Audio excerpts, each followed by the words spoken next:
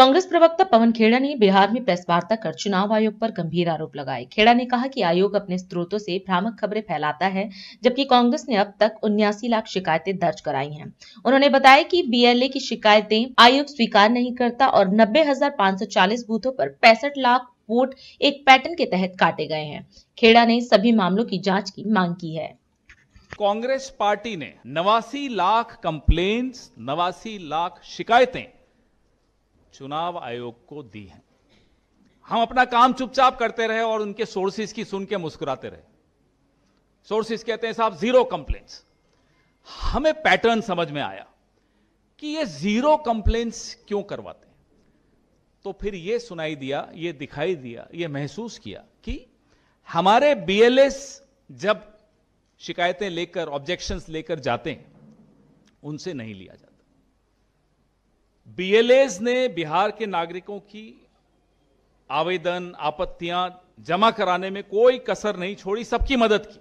अब हमें रसीद, जैसा कि मैंने आपको कहा, नहीं दे रहे थे।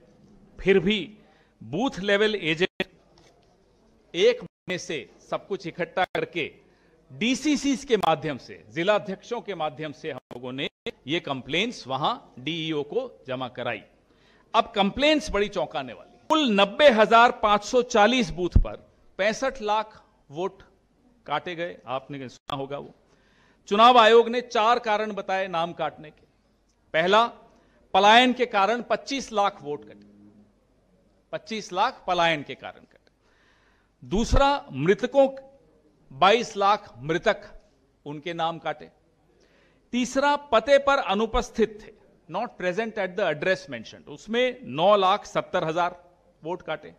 और पूर्व में पंजीकृत कहीं और होने की वजह से 7 लाख नाम काटे। ये 65 लाख का आंकड़ा चुनाव आयोग ने हमें, आप सबको दिया। कुछ बूथो68 पर आप हैरान होंगे, 100 से अधिक नाम काटे जाने वाले बूथों की संख्या है 20,368 और इन 65 लाख नामों में 30 लाख नाम इन्हीं बूथों पर केंद्रित हैं। इसी प्रकार 200 से ज्यादा नाम काटे जाने वाले बूथों की संख्या है लगभग 1988 1988 बूथ्स पे 200 से ज्यादा लोग नाम उनके कट गए। 7,613 बूथ ऐसे हैं जहां पर 70% या उससे अधिक महिलाओं के नाम काटे। 635 बूथ ऐसे हैं जहां प्रवासी श्रेणी में काटे गए नामों में 75% से अधिक महिलाएं हैं। प्रवासी घोषित कर दिया 75% महिलाओं को और उनके नाम काट दिए। मृत श्रेणी में विसंगतियां आपने देखा राहुल जी के साथ चाय पीते हुए मृतक लोग बता रहे थे हम जिंदा हैं। चुनाव आयोग उनको मरा हुआ घोषित कर चुका, उनके नाम काटे हैं। अब 7,931 बूथों पर 75% जो नाम कटे हैं वो मृत श्रेणी में डाल दिया। अनुपस्थित लोग जो अपने एड्रेस पर नहीं हैं, 5,239 बूथों में 50 से अधिक मतदाताओं को अनुपस्थित बताकर उनका नाम काट दिया। इन सब आंकड़ों का फिर से जांच होनी आवश्यक है, फिर से सत्यापन होना आवश्यक है, फिर से डोर टू डोर जाकर चुनाव आयोग को अपने कर्मचारियों को भेजकर इसका सत्यापन करना बहुत आवश्यक है। ये एपिक नंबर वाली कैटेगरी, ये नाम है, ये सिर्फ एक सैंपल लाया हूं, ऐसे कई हैं जिसमें